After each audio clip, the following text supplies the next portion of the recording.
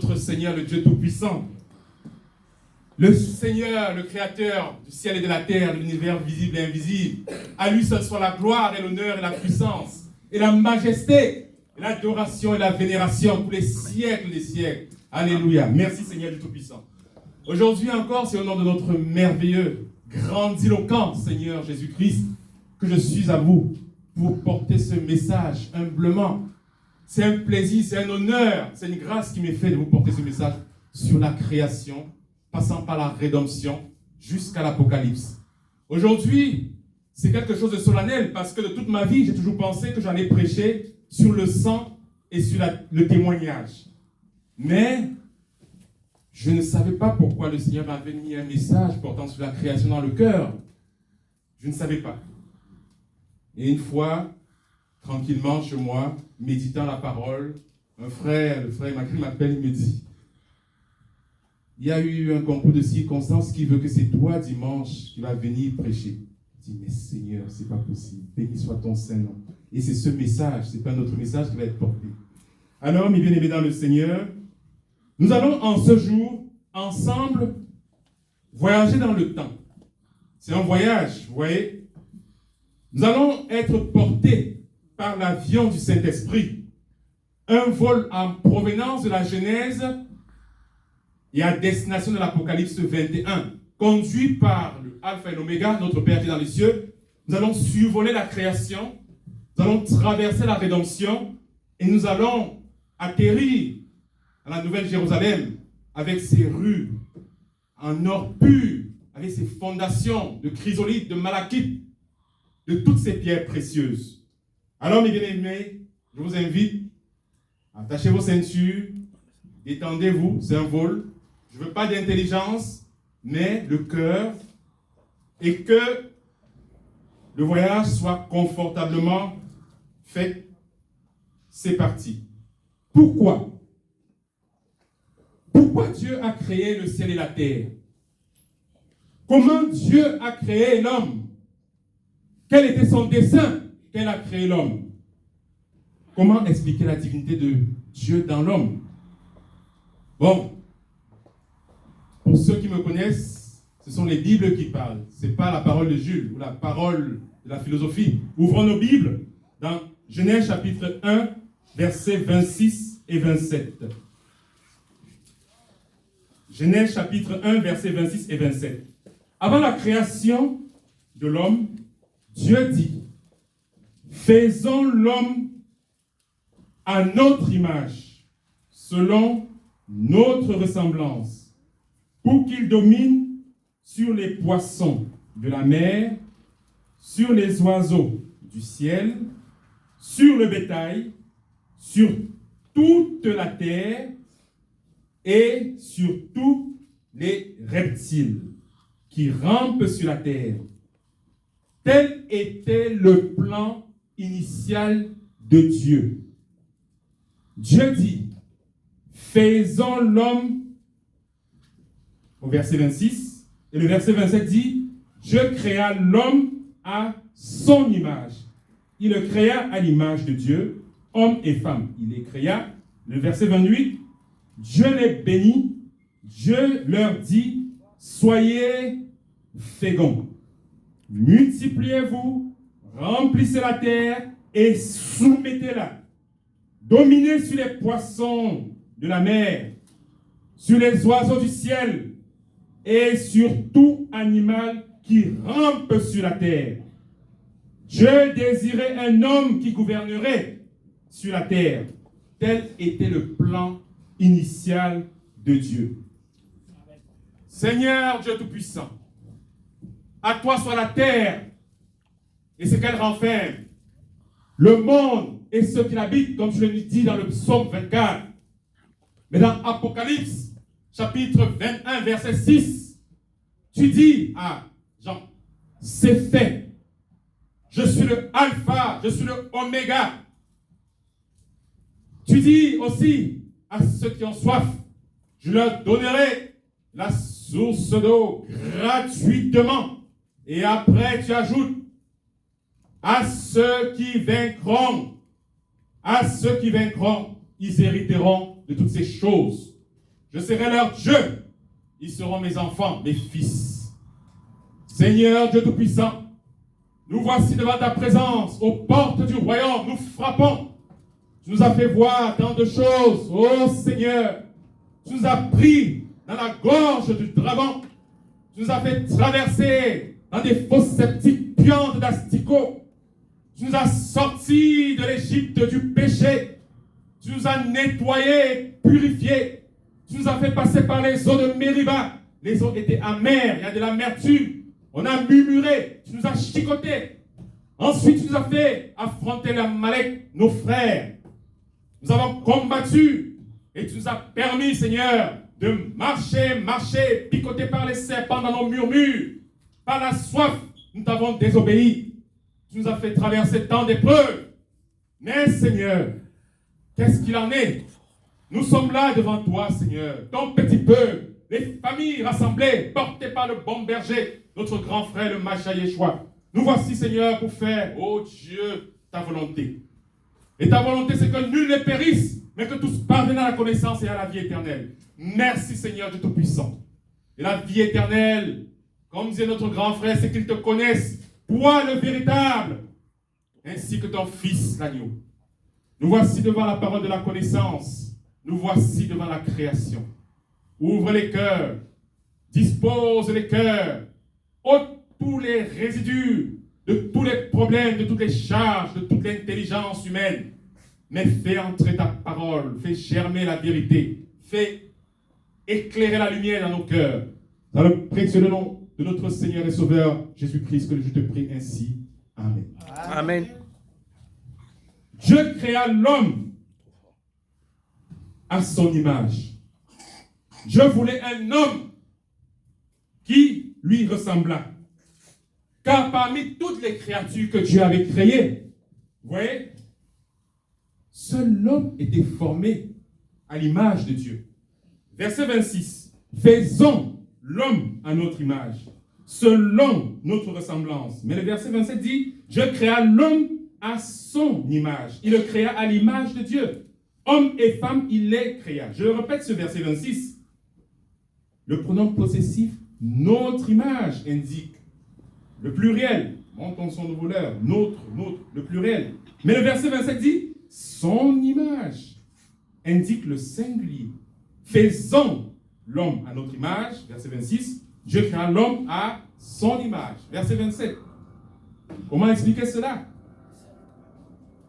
Comment peut-on passer du pluriel pour arriver au singulier? Nous le savons tous, parce que nous avons la révélation ici, enfants de Dieu, Amen. Peuple de Dieu. Nous savons tous que Dieu, la déité, est composée du Père, du Fils et du Saint-Esprit.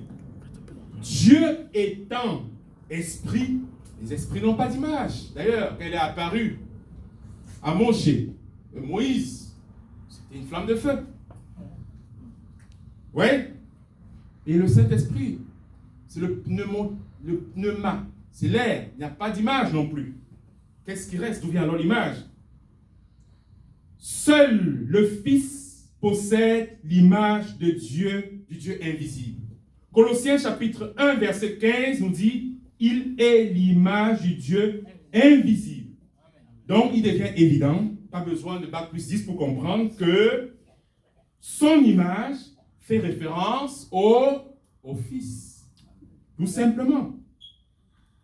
Il n'est pas besoin de faire 10 ans de théologie pour comprendre que Adam a été créé à l'image du Fils, de Jésus-Christ. D'ailleurs, que nous dit la parole de Dieu? J'ouvre la parole de Dieu et je vois dans 1 Corinthiens chapitre 15, verset 45, Jésus-Christ est appelé le dernier Adam. Donc, le dessein, le plan de Dieu est d'obtenir un groupe de personnes qui ressemblent à son Fils. Un groupe de personnes à l'image du Fils. Romains chapitre 8, verset 29, il est écrit, car ceux qu'il a connus d'avance, il les a aussi prédestinés à être semblables à l'image de son Fils, afin qu'il soit le premier-né d'un grand nombre de frères. Je désire avoir de nombreux fils semblables à son fils unique.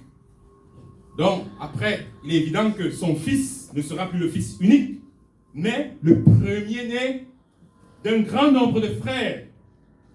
Dieu accomplira ainsi son plan et rien n'arrêtera le plan de Dieu. Rien.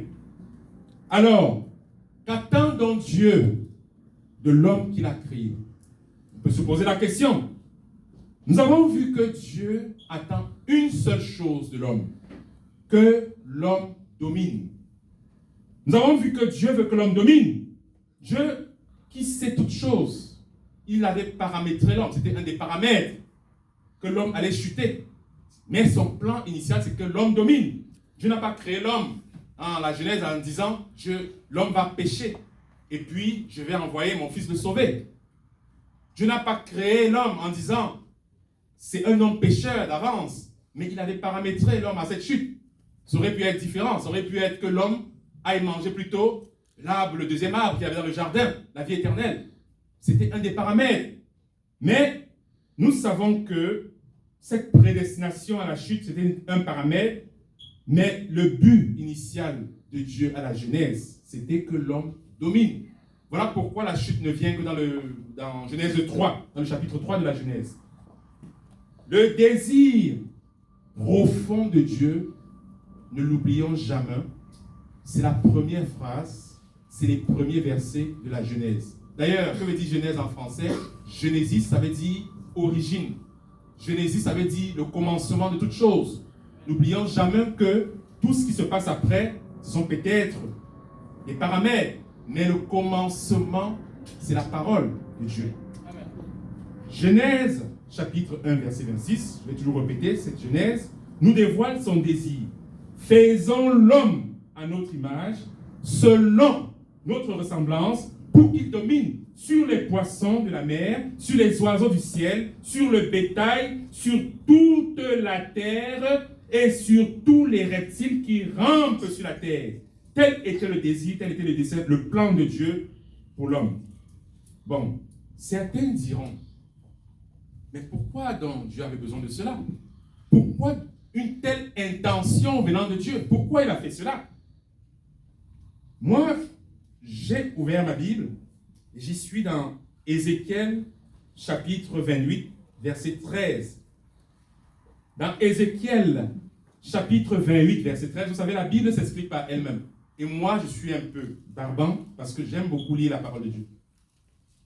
La parole de Dieu, c'est la vérité. Et vous connaîtrez la vérité, il nous affranchira. C'est Ézéchiel, chapitre 28, verset 13, il est écrit. Bon, je ne vais pas lire tout ce verset, nous le connaissons tous par cœur. Nous savons juste que dans cette montagne, en Éden, il y avait une magnifique créature en Éden. Une magnifique créature que Dieu appelait tendrement fils de l'aurore. Dieu l'appelait aussi astre brillant. Qui était cette magnifique créature? C'était un archange de Dieu. Un chérubin protecteur de la loi de Dieu. Il s'était rebellé dans son cœur contre Dieu qu'il avait créé. Et qu'est-ce qui s'est passé? Il avait été chassé avant la création de l'homme. Et il est devenu Satan, le diable.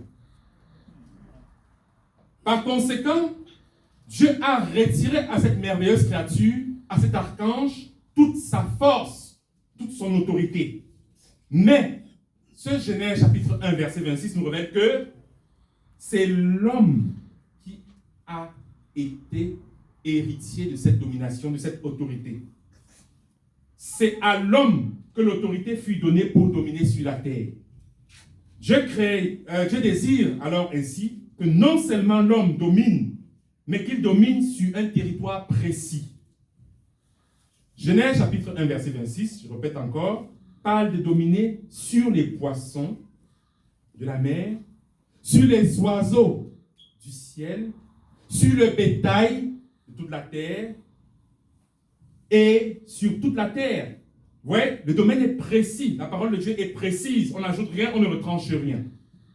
Toute la terre, mes bien-aimés dans le Seigneur, est le domaine sur lequel l'homme doit régner. Toute la terre, mes bien-aimés dans le Seigneur, sur le bétail, sur les oiseaux, sur les poissons, toute la terre. Voilà le domaine que Dieu accorda à l'homme pour qu'il dominât. Le verset 27 et 28 disent que Dieu les bénit et leur dit, soyez féconds, multipliez-vous, remplissez la terre et soumettez-la. Dieu insiste ici sur le fait que l'homme doit remplir la terre et la soumettre. Le point de mire ici, depuis qu'on parle, le point focal où on est focalisé, c'est la terre. La terre, mes bien-aimés, nous devons soumettre la terre. Le point de mire ici, souvenons-nous dans Genèse d'ailleurs, dans Genèse chapitre 1, versets 1 à 2, c'est-à-dire les toutes premières phrases de la Bible. Au commencement, Dieu créa le ciel et la terre. La terre était informe et vide. La terre était informe et vide, et il y avait les ténèbres à la surface de l'abîme. Bon, quand je lis la parole de Dieu, malheureusement, ou bien heureusement, je vais toujours chercher dans les traductions originales. Parce que, avec le temps, Dieu nous a donné des instruments. D'ailleurs, il avait dit à Daniel, à la fin des temps, je veux augmenter la connaissance. Ceux qui ont traduit la Bible n'avaient pas les mêmes instruments que nous aujourd'hui. Mais aujourd'hui, en 2 clics, on traduit le hébreu en français, le grec en français, etc. Donc, pour revenir à ce passage de Genèse chapitre 1, verset 1 à 2, la toute première phrase de la Bible, je suis allé faire mes recherches dans le hébreu ancien, jusqu'à dans l'araméen ancien. Et ce n'est pas facile, mais en même temps, c'est très facile, c'est juste une question de volonté. Je suis allé faire mes recherches pour savoir qu'est-ce que cela veut dire. Et quand j'ai fait mes recherches, bien sûr, j'ai été surpris. Et je comprends pourquoi beaucoup de traducteurs, les Louis II, les Chouraki, etc., il y a beaucoup de contradictions. Au commencement, Dieu créa les cieux et la terre. La confusion vient du fait qu'il y a un « et ». La terre devient informe et vide. Quand on lit très bien, je ne sais pas quelle version vous avez, il est écrit « et », la terre devient informe et vide. Il n'est pas juste dit « la terre était informe et vide ». D'ailleurs, j'ai aussi vu qu'il y a un mot « ayat ». En la traduction, l'original, c'est écrit « ayat ». Ayat, ça ne veut pas dire « était », ça veut dire « devint informe et vide ». Vous voyez? Malheureusement, je suis désolé, quand j'ai lu depuis ma conversion en 2011, je me suis rendu compte qu'il y a beaucoup de contradictions. J'ai dit, au lieu de dire amen à ces contradictions, je vais moi-même aller fouiller. Et le grec, et le araméen, et le hébreu, Dieu nous a dit dans Daniel, j'augmenterai la connaissance. Et aujourd'hui, ceux qui veulent la connaissance, ils vont la trouver dans les codes de Strong, la Bible, enfin, c'est partout. Et j'ai vu qu'il y a un mot qui veut dire devint informe et vide, et non pas était informe et vide. Ce mot, c'est ayat. Il y avait les ténèbres. Donc, en gros, qu'est-ce qui s'est passé? Il y avait les ténèbres à la surface de l'abîme, et la conjonction « et » avant la terre, qui est placée avant, marque un changement concret. Bon, c'est un peu confus comme ça. Au commencement, Dieu créa les cieux et la terre. Au commencement, par exemple, il y avait mon père et ma mère. Au commencement, il y avait les blancs et les noirs. Au commencement, il y avait l'Ukraine et la Russie. En ce moment-là, tout va bien. Il n'y a pas de problème. Mais soudainement, il y a quelque chose qui se passe. Et la terre, ayat, informe et vide. Et la terre devint informe et vide. Quelque chose survint et il y a eu un divorce entre mes parents. Quelque chose survint et il y a eu la guerre en Ukraine. Quelque chose survint dans Genèse chapitre 19, verset 26. Et la femme de Lot s'est transformée en statue de sable, de sel. C'est le même verbe, c'est ayat. Quelque chose s'est passé et la terre est devenue informe et vide. La terre n'était pas informe et vide lors de la création et elle est devenue plus tard. Dieu créa le ciel et la terre devient informe et vide. Nous voyons donc que la terre est le centre de tous les problèmes. La terre est le centre focal. Bon, c'est vrai que la terre a été maudite à la place de l'homme, mais la terre est témoin de toute forme d'exaction, de vol, de viol. Même ce qu'on mange aujourd'hui n'a plus de goût. Tout est corrompu et souillé sur cette terre. Mais vous pensez que c'est le plan de Dieu, cette terre ainsi faite? La terre n'est pas comme au ciel. La terre, aujourd'hui, c'est le lieu d'un combat. Bon, le problème n'est pas le ciel. Mais comme nous voyons, le problème, c'est la terre. Voilà pourquoi notre excellent et magnifique Seigneur Jésus-Christ nous avait appris une prière. Une fois, un disciple a dit, apprends-nous à prier comme Jean a prié à ses disciples.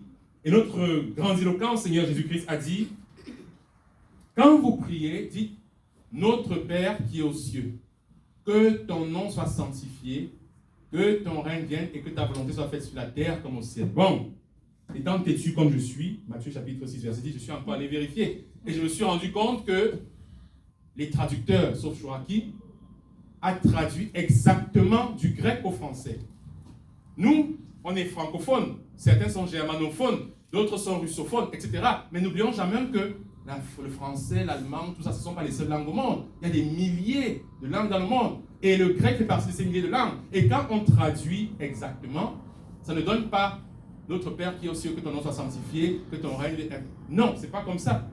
Quand j'ai regardé, je me suis rendu compte que il y avait la phrase et l'adjectif était à la fin de la phrase.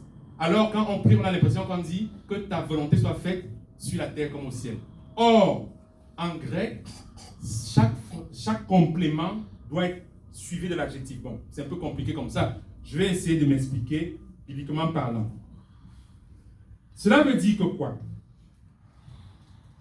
Cela veut dire tout simplement que quand nous prions, nous devons comprendre que ton nom soit sanctifié sur la terre comme au ciel. Que ton règne vienne sur la terre comme au ciel. Que ta volonté soit faite sur la terre comme au ciel. Ce n'est pas seulement la volonté de Dieu qui est sur la terre comme au ciel. Le ciel n'a pas de problème. Le problème, c'est sur la terre. Nous avons bien vu que le problème se pose aujourd'hui et s'est posé depuis le début sur la terre. Voilà pourquoi notre grand frère a dit sur la terre comme au ciel. Cette prière démontre qu'il n'y a aucun problème avec le ciel. Le vrai problème, c'est sur la terre. Après la chute de l'homme, Dieu a dit au serpent, nous allons voir, nous allons progresser, nous allons voir pourquoi, le pourquoi des choses. Tu marcheras sur ton ventre, ça c'est Genèse chapitre 3, verset 14.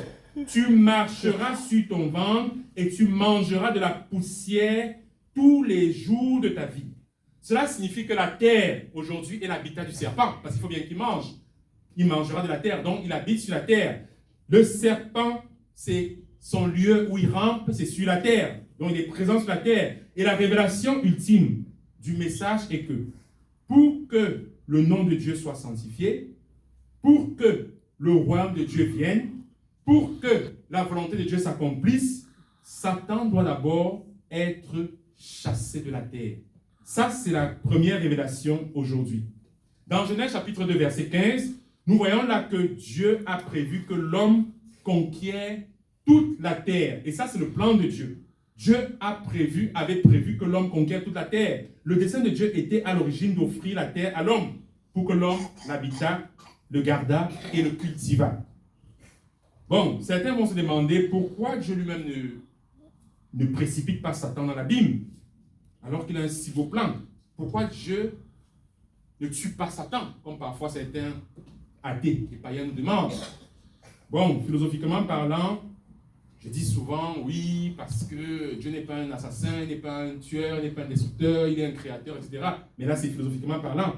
Mais bibliquement parlant, Dieu ne nous donne pas la réponse de pourquoi il ne tue pas lui-même Satan.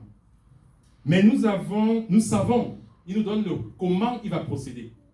Dans sa souveraineté, l'Éternel nous dit comment il va procéder pour en finir. Bon, Dieu utilise l'homme pour combattre Satan. Par exemple, je vais prendre l'image d'un informaticien. Les informaticiens, en général, qu'est-ce qu'ils font? Parfois, il y a des virus. Parfois, en faisant leur truc informatique, ils créent des virus. Et pour combattre les virus, ils créent encore les antivirus qui vont aller combattre les virus. Ça, c'est pour le monde informatique. Pour le monde scientifique, les médecins, tout ça, les chercheurs en laboratoire, parfois, en faisant leur manipulation, ils créent des bactéries. Le Covid. Et pour combattre ces bactéries, qu'est-ce qu'ils font? Ils créent encore des vaccins. Et les vaccins sont des anticorps qui vont encore aller combattre ces mêmes bactéries. Ça, c'est pour ce qui concerne les scientifiques. Donc, ce que Dieu veut, c'est que sa créature, l'homme, combatte sa créature, Satan. Ça, c'est un dessein simple à comprendre. Parce que, effectivement, Dieu peut d'une seule pensée en finir avec cette histoire avec Satan. Non. Mais sa créature va combattre sa créature. Et le plan de Dieu va se réaliser ainsi.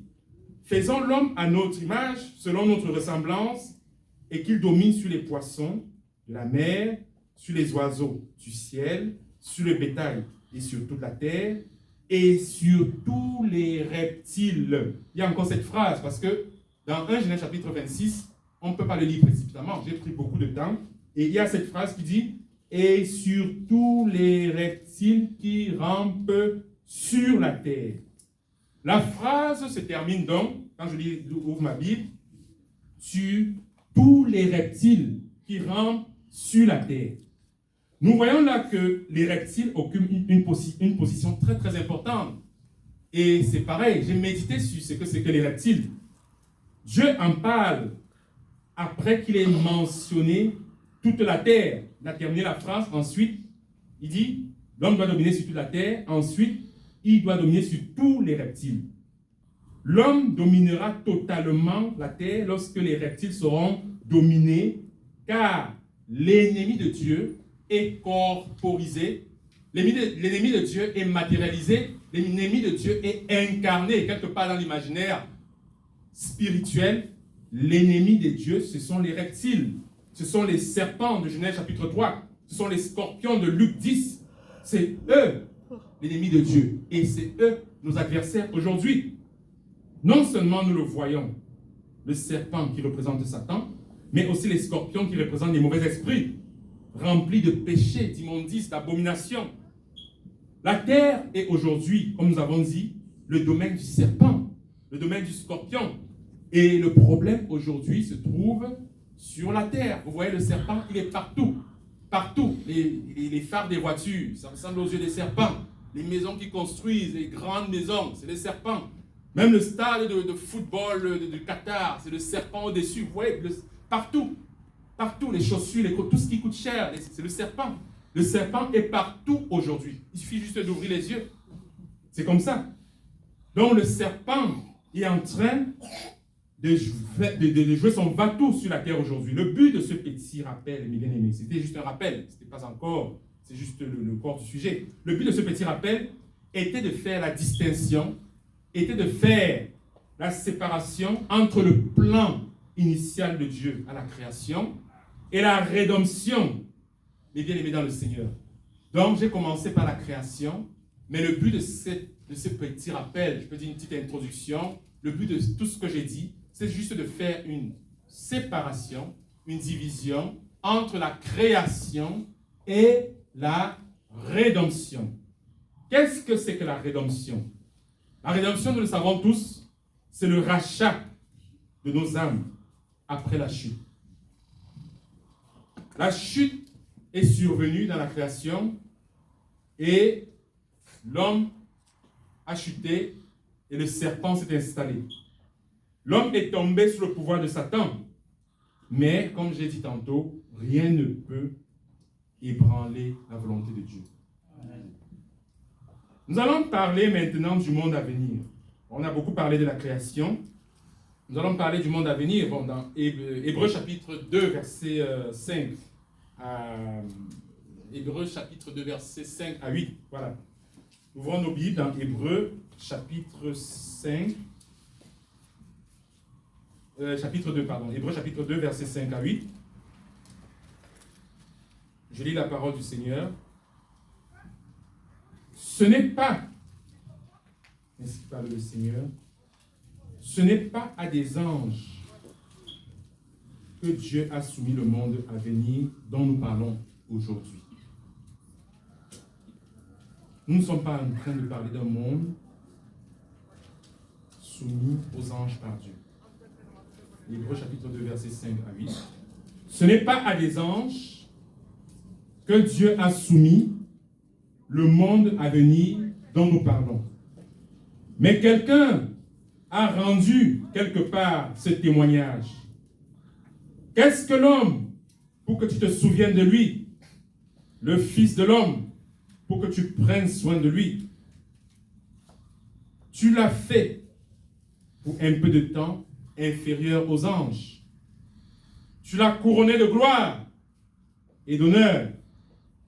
Tu l'as établi sur les œuvres de tes mains et tu as mis toutes choses sous ses pieds. C'est le psaume 8. En lui soumettant ainsi toutes choses. Ça, c'est le plan de Dieu. Cependant, nous ne voyons pas encore maintenant que toute chose lui soit soumise. Parce que nous ne voyons pas que toute chose aujourd'hui est soumise à l'homme, rentre la deuxième phase qui est le plan de la rédemption. Et quand on parle de rédemption, on pense maintenant à l'Église. Quand on parle de rédemption, on pense au rachat de nos âmes. Quand on parle de rédemption, on pense aux disciples. On pense au bon berger. Quand on parle de rédemption, on pense à un plan parfait où toutes les âmes vont venir à Dieu. Le plan de rédemption, mes bien-aimés dans le Seigneur, consiste à soumettre toutes choses à l'Église. Ève a été tirée d'Adam, comme l'Église a été tirée de Christ. L'Église, mes bien-aimés dans le Seigneur, n'est pas extérieure à Christ. Toute chose extérieure à Christ ne sert pas à l'Église. Ni ma propre intelligence, ni ma sagesse, ni mes propres facultés intellectuelles, morales, physiques, toutes ces choses, même mon statut social, ce sont des choses qui sont extérieures à l'Église. Et toutes ces choses, nous les regardons comme des épaules, comme de la boue. Tout ce que Moïse avait appris chez Pharaon, quand il est arrivé devant l'Éternel, il a dit, je ne peux pas. Ce fardeau est très lourd. Je ne peux pas, je ne sais même pas parler. Qu'est-ce que tu veux que je fasse? Parce que tout ce qui est extérieur à l'Église n'appartient pas à Christ. Tu peux avoir Bac plus 10, être un éloquent parleur, un beau parleur, quelqu'un de très riche. Ça ne fait pas de toi un homme de Dieu, un disciple, un enfant de Dieu. Toutes ces choses, c'était dans le monde passé, dans le monde de l'Égypte. Ça sert à un monde de l'illusion. Mais dans le Christ, on est petit, faible, on n'est rien du tout. D'ailleurs, pour sortir Ève d'Adam, Dieu a endormi Adam. Pour sortir l'Église, Dieu a endormi quelque part Jésus. Dieu a pris la côte de Adam pour former Ève. Mais souvenons-nous, Dieu a fait transpercer le côté de Jésus pour sortir l'Église.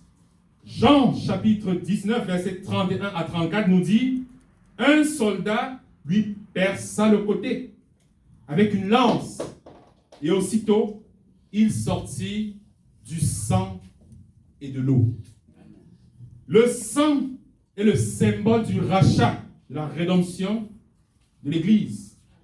Jean chapitre 1, 29, Hébreux 9, 22, il y a pas mal de passages qui en parlent. Et l'eau marque la transmission de la vie de Christ en nous. Amen. Celui qui boira de ces eaux, des sources d'eau vive couleront en lui. Jésus avait dit un jour à Saul, Saul, Saul, pourquoi me persécutes-tu? Persécuter l'Église, mes bien-aimés dans le Seigneur, c'est persécuter Christ. L'Église, c'est Christ. Comme Ève est une portion des côtes prises dans Adam pour former la femme, l'Église est le côté de Jésus qui a été pris en Christ pour former l'épouse. En d'autres termes, l'Église est composée de personnes que Dieu a formées en prenant une partie de Christ. Et cette partie qu'on appelle l'Église ou le corps de Christ, c'est cette partie qui mange du même pain, mais bien aimé dans le Seigneur. Et ce pain forme le corps de Christ.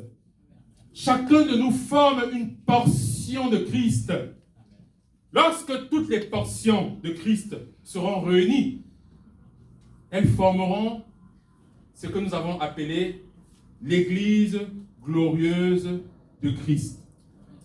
Bon, il est évident que le gros travail de sanctification de l'Église, les prêches, les dimanches, dans les assemblées, dans les maisons, les prières, consiste à briser en nous tous ces individualismes, les individualités, les égoïsmes, les orgueils, toutes ces choses-là vont être brisées.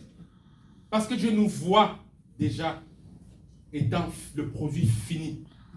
C'est nous qui nous voyons encore aujourd'hui avec nos yeux charnels. Mais comme Dieu nous voit, ce n'est pas comme nous nous voyons aujourd'hui. Nous sommes aujourd'hui un peuple saint. Nous sommes un peu comme les chrétiens de Corinthe qui, pendant qu'ils étaient encore en train de faire l'impudicité, tel sortait avec la femme de son père, etc. Mais Dieu les appelait déjà des saints. Exemple, à notre niveau aujourd'hui, je souhaite de tout mon cœur, mes bien-aimés dans le Seigneur, je le souhaite, à notre niveau, si un frère a un problème, 24 heures sur 24, comme disent les gens dans le monde, H24, j'appelle le frère Sagno, le frère Eliezer, je soumets mon problème, il ne me raccroche pas au nez, j'ai sommeil. J'appelle mon frère dans le Seigneur, je lui soumets mon problème, vraiment. C'est une conviction.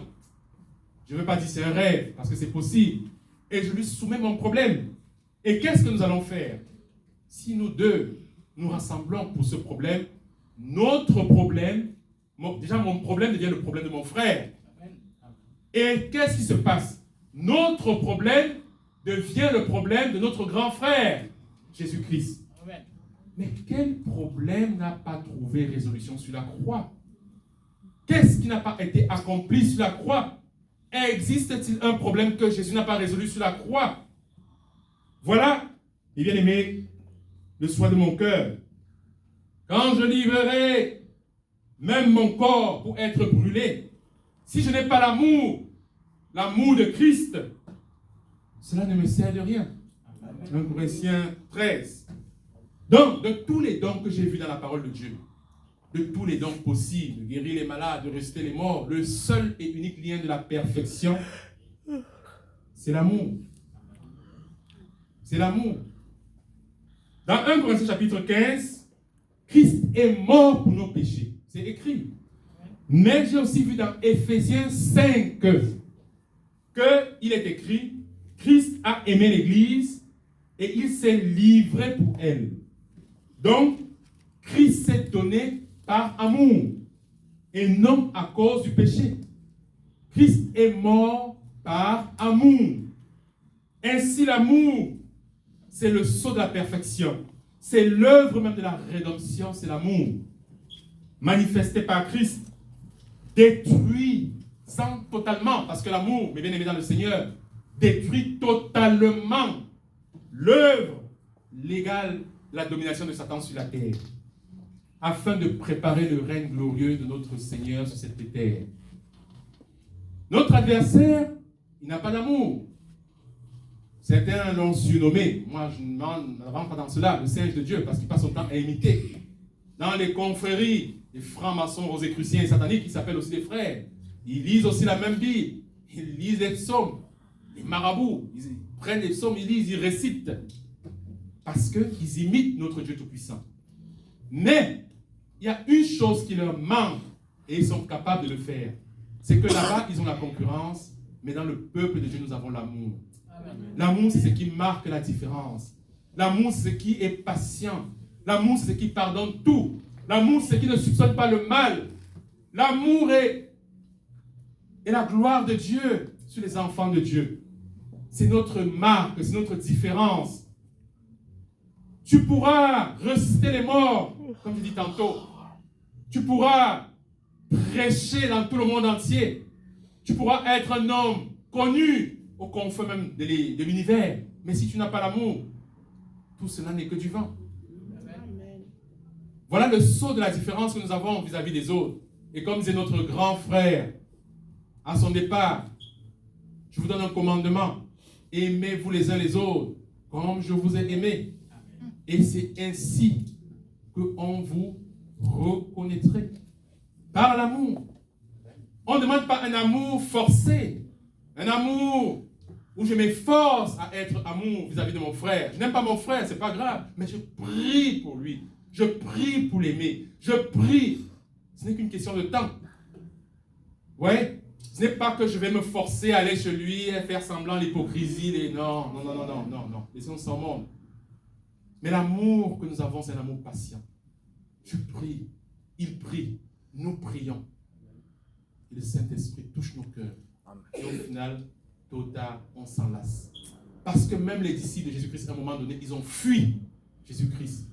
Selon les prophéties, on a frappé le berger et les brebis se sont dispersées.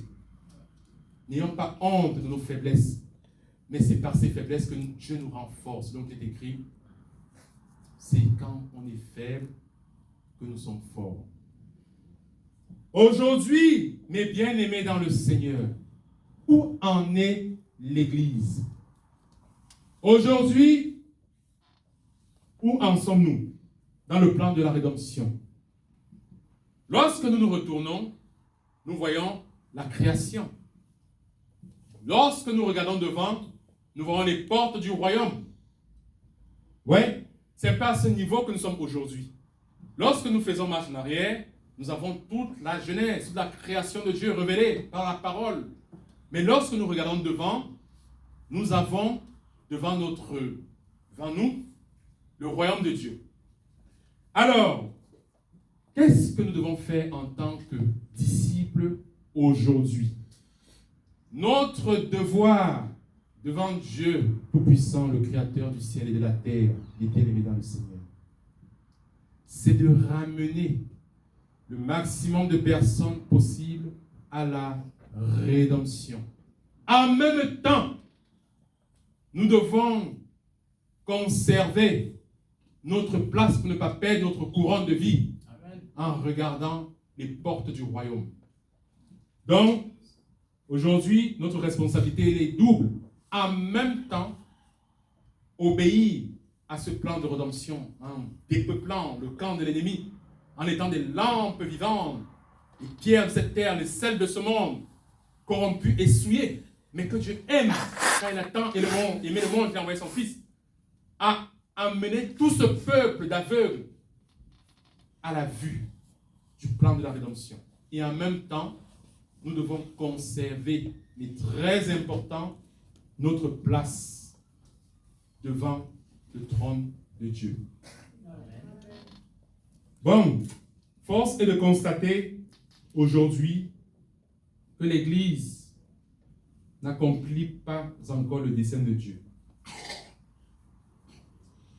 Et je ne sais même pas si l'Église a conscience de ce qui se passe, vu toutes les rumeurs que nous entendons des églises, vu tout ce que Dieu nous montre, parce que ces histoires de TikTok, YouTube, ce n'est pas un hasard. Dieu veut nous montrer ce qui se passe en Inde, dans les églises, ou bien en Afrique, ou aux États-Unis. Dieu veut nous montrer comment les autres font. Les assemblées, les méga-churches, les prophètes, les bishops, archibishops, ou du catholicisme, et pas toutes ces choses. Je veux nous montrer ces choses parce qu'on n'a pas forcément la possibilité financière ou le temps de voyager, mais au travers de ces choses, on voyage, on voit. On se pose donc la question. Beaucoup s'interrogent. Mais, Seigneur, ton église est souillée. Ton église est corrompue. Le mal est d'entrer. Il danse le dombolo chrétien, le rock'n'roll chrétien, le coupé décalé chrétien, les chantres. Mais je ne vois pas ça dans la Bible, je cherche. Je ne vois pas. Mais qu'est-ce qui se passe, Seigneur? Alors, mes bien-aimés dans le Seigneur, restons tranquilles. Nous avons vu ces choses dans l'Ancien Testament. Il n'y a rien de nouveau sous le soleil. Dieu s'est réservé une part, un petit troupeau. Vous voyez, moi, en sondant les Écritures, à la fin de la Bible, j'ai vu des lettres des lettres qui ont été envoyées aux églises. Il ne s'appelle plus Jésus-Christ à la fin. Le lion de la tribu de Juda, notre grand frère, n'est plus Jésus-Christ que nous connaissons. Nous sommes maintenant à une étape supérieure. Nous sommes à une étape où des lettres sont envoyées aux églises. Et pourquoi le Seigneur envoie des lettres aux églises? Bien sûr que c'est par amour, malgré toute la souillure qu'il y a, malgré que les femmes enseignent dans certaines assemblées, comme à l'église d'Éphèse, ou bien encore d'autres ont vendu leur âme dans la sorcellerie et toutes ces choses, les églises de Thyatire, d'Éphèse, etc., etc., Dieu envoie des lettres. Jésus-Christ, qui a reçu la mission dans l'Apocalypse, envoie des lettres, il le fait. Mais bien aimé dans le Seigneur, qu'est-ce qui se passe? Vous allez voir qu'à la fin de toutes ces lettres, Dieu, au travers de sa parole, Jésus-Christ dit à celui qui vaincra. À celui qui vaincra veut dire que aujourd'hui, Dieu s'est réservé une petite part, une petite portion qu'on appelle des vainqueurs.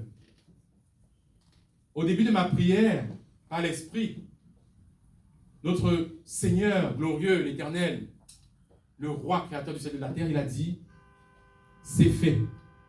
À celui qui vaincra, il héritera de toutes ces choses. Je serai son Dieu, il sera mon fils. Apocalypse chapitre 21, verset 26. Aujourd'hui, le but du message, c'est de savoir que dans le livre de l'Apocalypse, il n'y a plus l'Église. Hormis les lettres qui ont été envoyées, l'Église n'existe, il n'y a plus, c'est fini. Dans l'Apocalypse, mes bien-aimés dans le Seigneur, il y a les vainqueurs. Le but du message, c'est d'attirer l'attention de chacun de nous, aujourd'hui disciples de Jésus-Christ, que nous devons regarder maintenant à la porte du royaume. Être des vainqueurs, c'est différent d'être des disciples. Je voudrais attirer l'attention de voir au-delà de ce siècle présent. Je voudrais attirer l'attention aujourd'hui de comprendre le message de Dieu qui s'adresse depuis la création, car il n'a pas changé et il est sans ombre de variation. Je voudrais attirer l'attention que le disciple, ce n'est pas seulement celui qui s'est fait baptiser ou celui qui vient à l'église tous les dimanches, mais Dieu a besoin de vainqueurs aujourd'hui. Je voudrais attirer l'attention qu'il y a beaucoup de disciples qui ont chuté. Ils ont commencé beaucoup de disciples. Mais les évangiles nous ont montré qu'à la fin, ils étaient 12 pour au final être 11. Et au cours de l'histoire, il y a beaucoup de disciples qui ont chuté. Je voudrais attirer l'attention que chacun de nous doit redoubler d'efforts pour être un vainqueur. Amen. Mais bien aimés dans le Seigneur, le principe de l'enfant mâle que j'ai regardé, que j'ai vu dans Apocalypse chapitre 12, verset 15, c'est le principe des enfants de Dieu qui vont hériter du royaume de Dieu. Ils vont hériter de ce royaume sur la terre et ils vont paître les nations d'une verge de fer. C'est une promesse pour les vainqueurs. Il y a beaucoup de promesses pour les vainqueurs dans les lettres aux sept églises. À celui qui vaincra, je ferai ceci. À celui qui vaincra, il sera sous mon trône, etc., etc. Les vainqueurs sont un peu comme les Lévites. J'ai un peu fait le parallèle parce que je ramène dans le livre de l'Ecclésiaste, je ramène toujours à l'existence ce qui est. Il n'y a rien de nouveau sous le soleil. Donc j'ai fait un parallèle entre les Lévites en Israël, qui sont des sacrificateurs appartenant à l'Éternel. Ils sont sanctifiés, les Lévites, au milieu du peuple d'Israël, déjà qui est un peuple saint. Saint, ça veut dire mis à part. Donc les Lévites étaient déjà, c'était un peuple saint dans un peuple saint. Ils ont accès au lieu saint. Donc en fait, les Lévites étaient les saints des saints. C'était les seuls qui avaient accès au lieu saint de Dieu. Mais parmi eux, il y avait encore le souverain sacrificateur, le seul qui avait accès au saint des saints.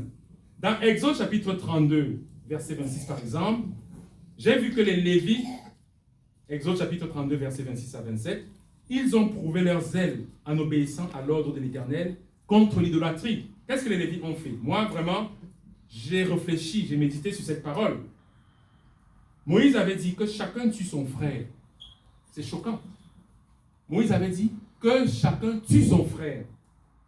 Attention, on va parler de tuer ses frères. Attention. Que chacun tue son frère, son ami, son parent.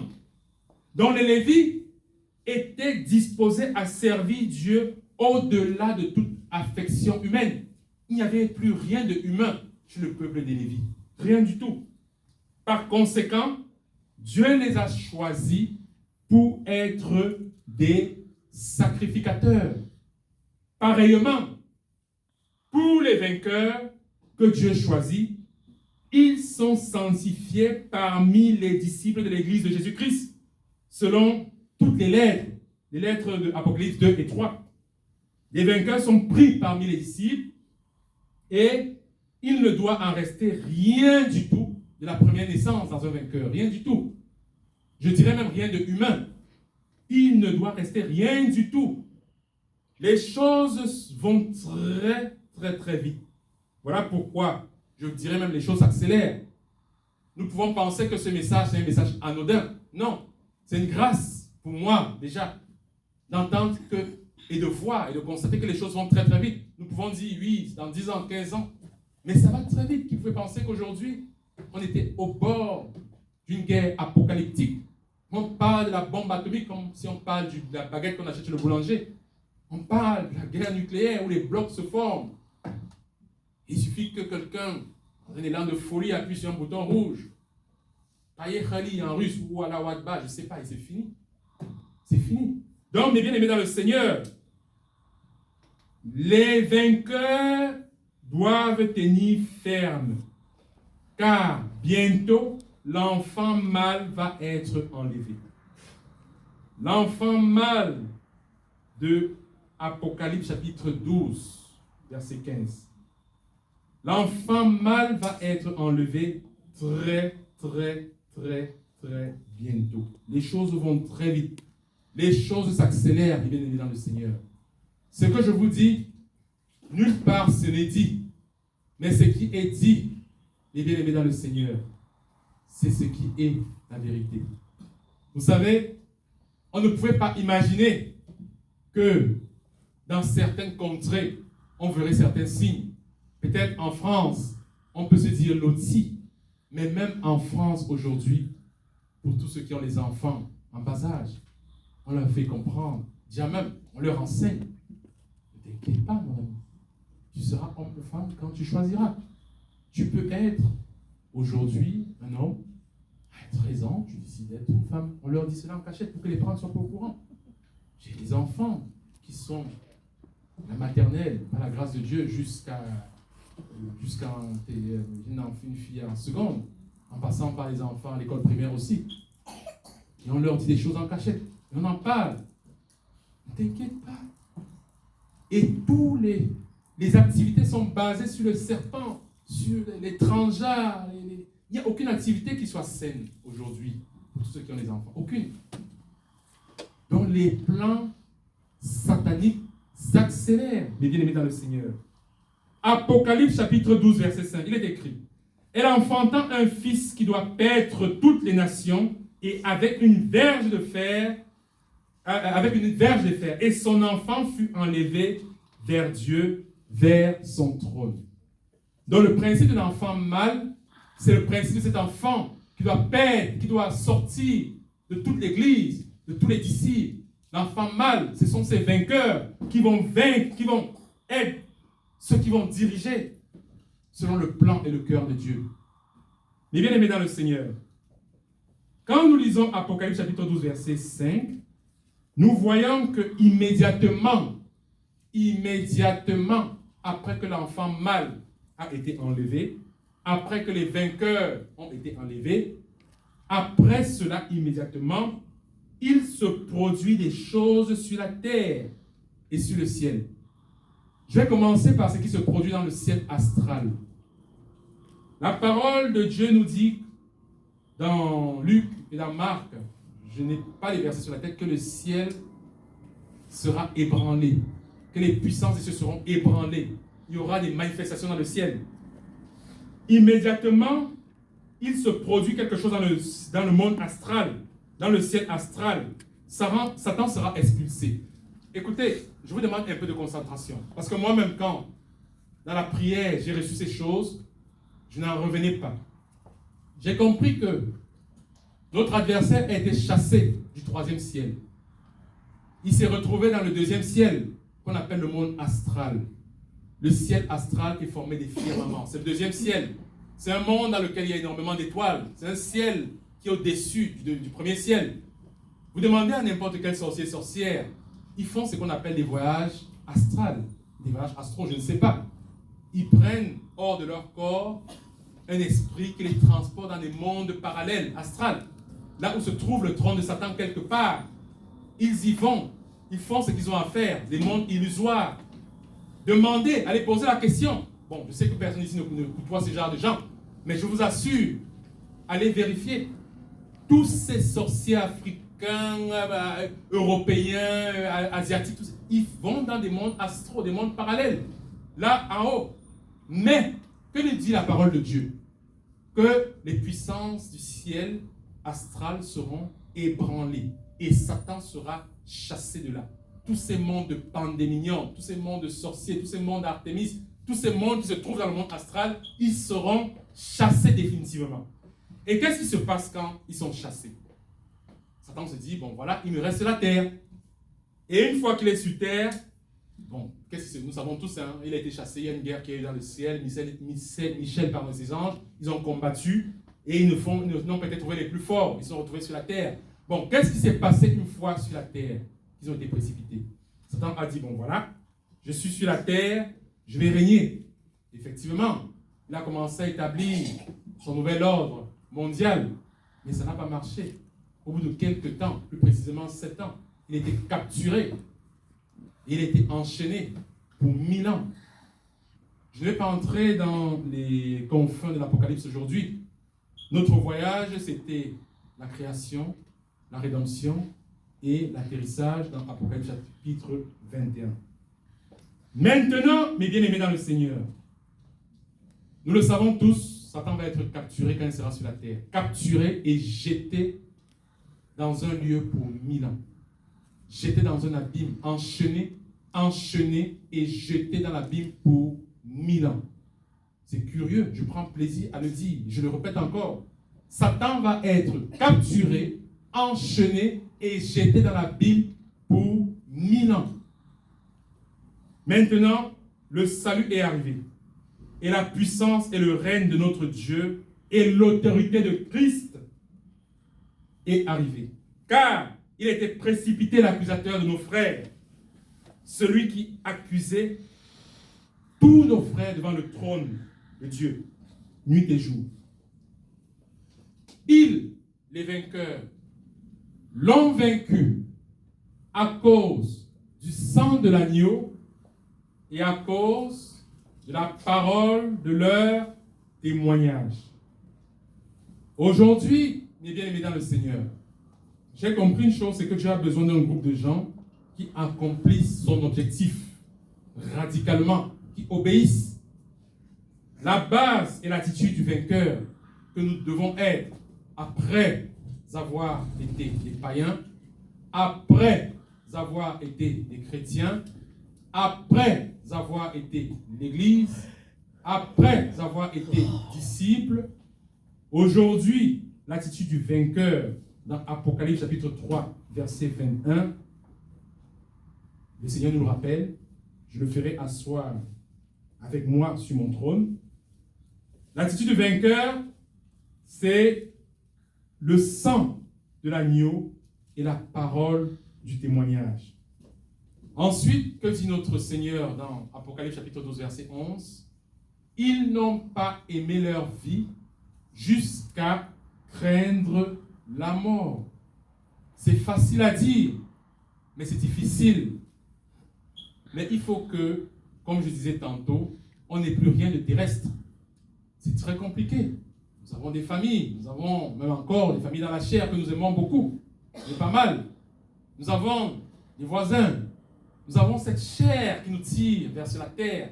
On a même peur de mourir parce qu'on a tellement de choses. On a des biens matériels, on a ceci, on a cela. On veut voir grandir nos enfants.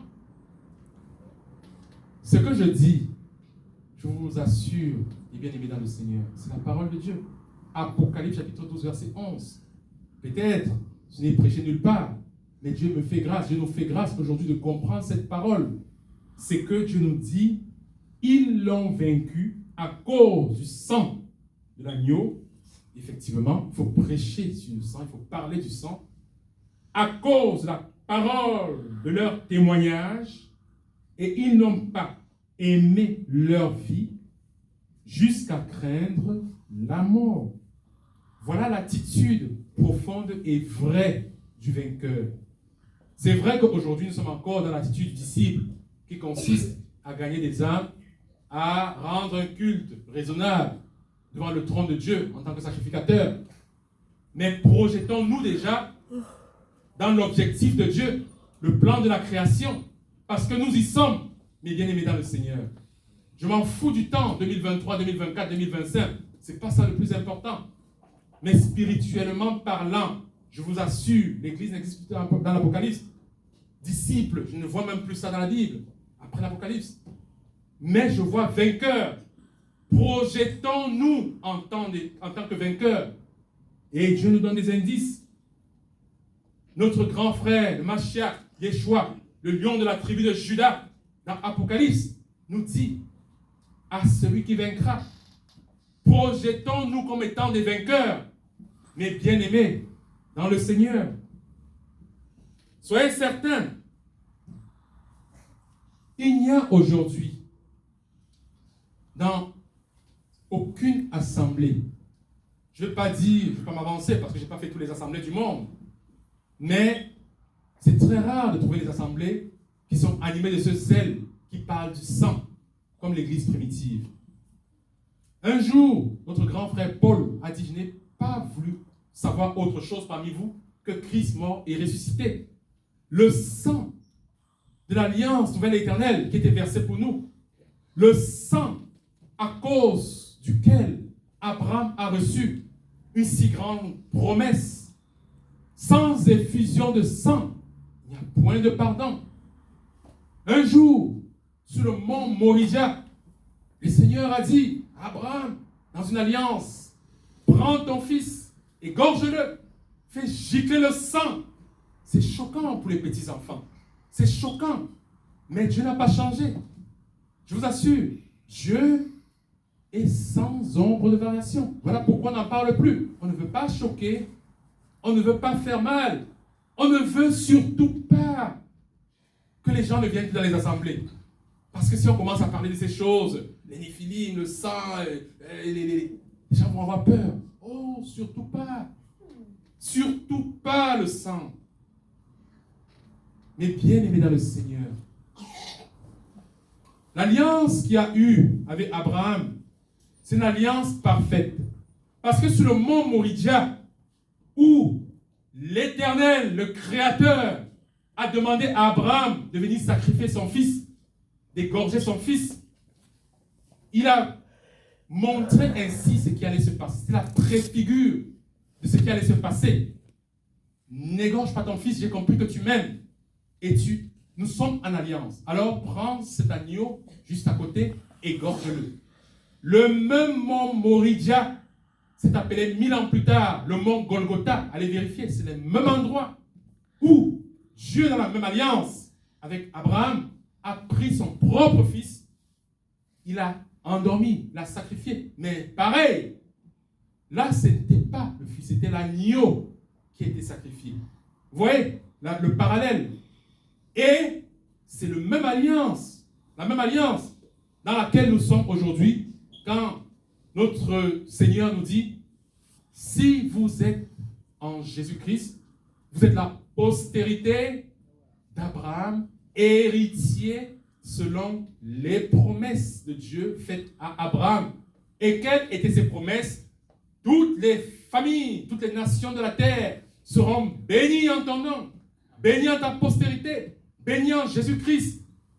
Sans effusion de sang, il n'y a point de pardon, mes bien-aimés dans le Seigneur. Le sang est la seule chose par laquelle le Seigneur a toujours scellé des alliances.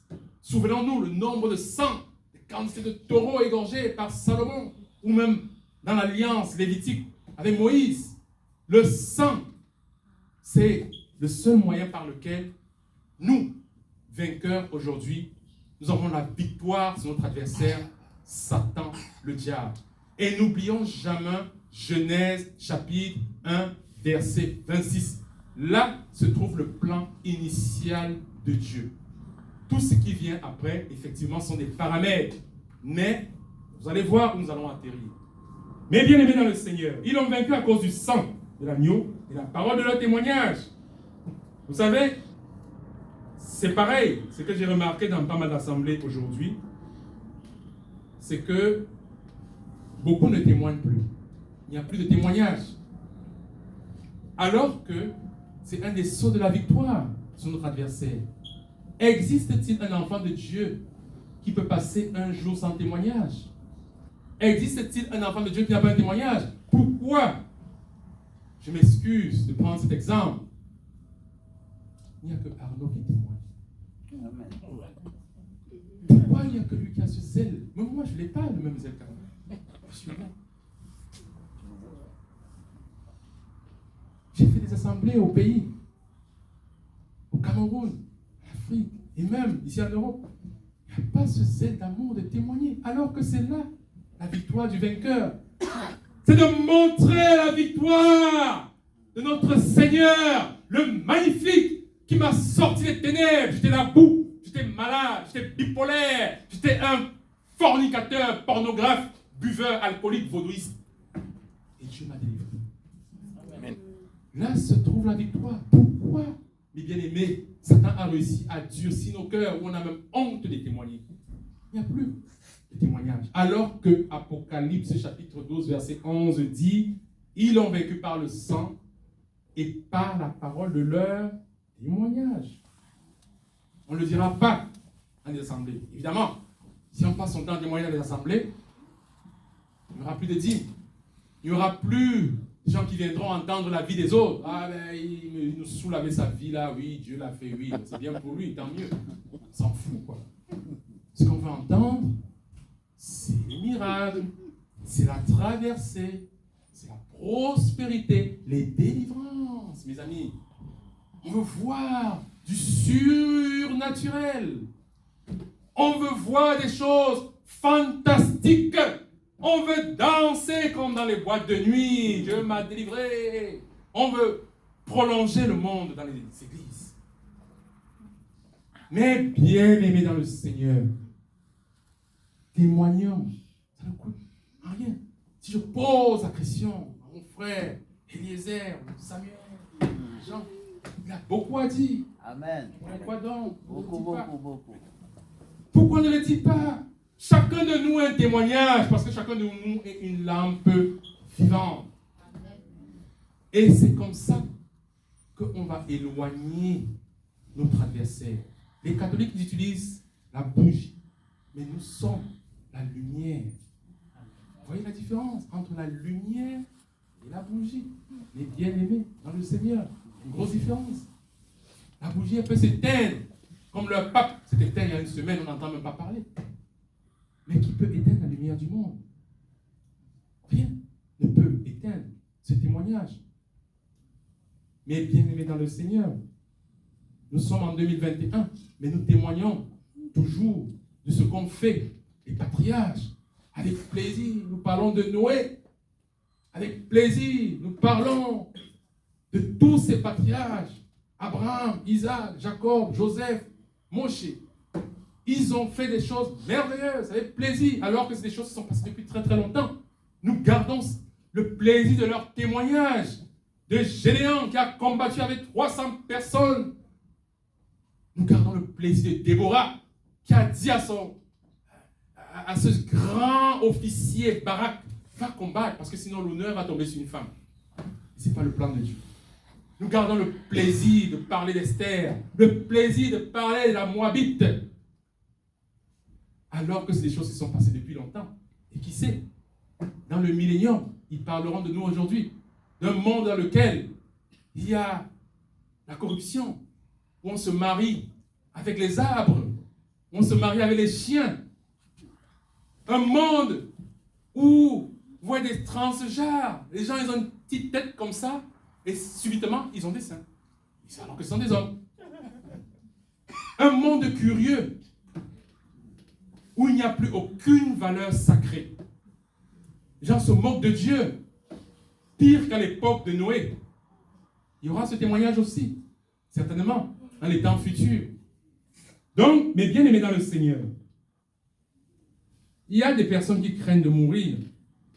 Il y a des personnes qui ne craignent pas de mourir. Et ça aussi, on peut le témoigner. Je suis sûr et certain que si on se met à gratter dans la vie de chacun de nous, il y a des gens qui n'ont pas peur de la mort ici. Et pourquoi ne pas témoigner? Cette force de témoignage qui nous donne la force à nous en tant que frères. Nous sommes le corps, nous sommes Christ. Christ est la tête et nous sommes son corps. Christ a-t-il eu peur de mourir? Non. Donc nous, le corps, nous n'avons pas peur non plus. Voilà pourquoi il est dit dans Apocalypse 12, 11, ils n'ont pas aimé leur vie jusqu'à créer la mort. Mais bien aimés dans le Seigneur, je ne vais pas m'attarder. Nous avons parlé durant tout ce voyage de 4 femmes. Nous avons parlé de Ève, qui est une femme, dans Genèse chapitre 2, l'épouse, l'Église, dans Éphésiens chapitre 5. Nous avons parlé de la femme de la vision, dans Apocalypse chapitre 12, cette femme qui va enfanter l'enfant mâle. Nous allons maintenant terminer en parlant de l'épouse de l'agneau, de Apocalypse 21. Bon, en réalité, mes bien-aimés dans le Seigneur, ces 4 femmes, c'est la même femme. Et elles forment une seule et même femme. Pourquoi je dis cela? Parce que l'histoire se divise en plusieurs étapes. Lorsque la femme fut conçue dans le plan de Dieu, initialement parlant, elle fut appelée Ève. Et Ève veut dire, je pense, la mère de la création. Ensuite, lorsqu'elle est rachetée et qu'elle est manifestée en Christ sur la terre, on l'appelle l'Église. L'Église d'Éphésiens 5, lorsqu'elle est poursuivie par le grand dragon, après avoir enfanté l'enfant mâle, c'est justement elle qui est la femme de la vision de Apocalypse chapitre 12. Ensuite, la même femme, elle est pleinement glorifiée dans Apocalypse 21 et elle devient ce qu'on appelle l'épouse de l'agneau. Ces 4 femmes révèlent l'œuvre parfaite de Dieu depuis l'éternité passée jusqu'à l'éternité future. Donc, pour finir, comme je dis, nous allons continuer de survoler Apocalypse. Nous sommes déjà presque à l'arrivée. Puis, je vis un nouveau monde. Ça, c'est Apocalypse chapitre 21, verset 1. Tout premier verset de Apocalypse. Puis, je vis un nouveau ciel et une nouvelle terre, car le premier ciel et la première terre avaient disparu et la mer n'était plus. Donc, mes bien-aimés dans le Seigneur, après ce merveilleux voyage, nous arrivons à destination de Apocalypse chapitre 21. C'est curieux. Apocalypse chapitre 21 ressemble étrangement à Genèse 1, juste qu'il n'y a plus la mer. La première terre avait disparu et la mer n'était plus. Le verset 2 de Apocalypse 21 nous dit « Je vis descendre du ciel, d'auprès des dieux, la ville sainte, la nouvelle Jérusalem, prête comme une épouse qui s'est parée pour son époux. » Après, le chapitre 19 déclare que les noces de l'agneau sont arrivées et que son épouse s'est préparée. Apocalypse chapitre 21, verset 5 poursuit et dit « Écris ces choses, car cette parole est certaine et vraie. » Ensuite, pour terminer, je dis, c'est fait. C'est fait. c'est fait, c'est terminé. Dieu est l'alpha, il est l'oméga. Il est le commencement et il est la fin. Comme vous savez, mes amis bien-aimés, l'homme a parfois échoué de faire certaines choses.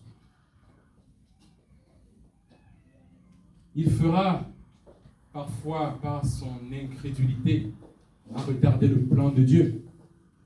Mais rien ne pourra empêcher le plan de Dieu de s'accomplir. Rien du tout. Rien. Parce que Dieu est l'alpha et l'oméga. Rien ne pourra jamais faire échouer le plan de Dieu. Le vœu de mon cœur, mes amis, je prie pour que chacun de nous soit façonné ayant ce caractère de vainqueur.